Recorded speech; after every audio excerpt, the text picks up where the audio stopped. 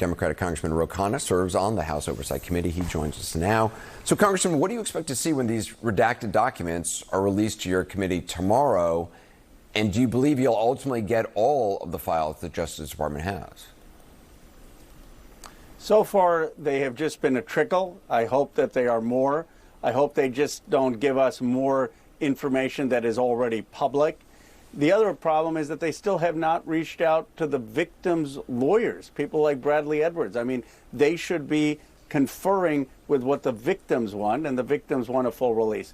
Now, we will, when we get back to Congress, we have a bipartisan bill, Thomas Massie and I, that we are going to bring for a vote. As you remember, Speaker Johnson shut down the whole Congress because he didn't want to vote on this. So the pressure is going to continue to build, and I'm hopeful that they will comply and give us all of the documents while protecting the victim's identity.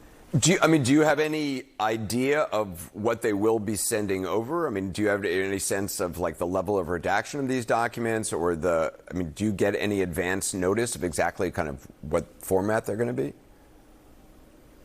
We don't, and it's shocking to me that they're doing the redactions without consulting with the victims' lawyers. I mean, you would think that that's a normal process, but all we've known is that they've been reluctant to do it. They've been slow to do it. I expect, from what I'm hearing, that it's probably going to be a trickle of documents, and they're going to continue to drag this on. They should just release everything other than the victims' identities or anything explicit. And what people really want to know is who was responsible. Why are rich and powerful men who abused young girls being protected? And what group is it that's so powerful that they have a hold on the United States government that we can't release this information? If there were names unredacted in the documents handed over to you, would you release those names if there was evidence they had committed a crime?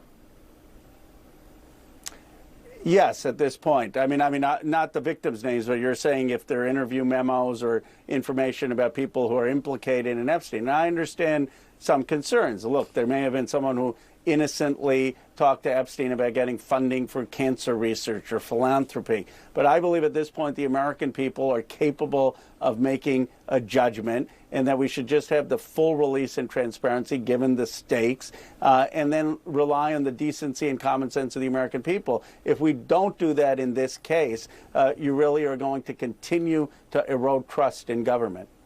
I was talking to Julie K. Brown, the reporter who's done so much work on this. She pointed out that the autopsy file of Jeffrey Epstein has never been released. Is that something you would be interested in seeing?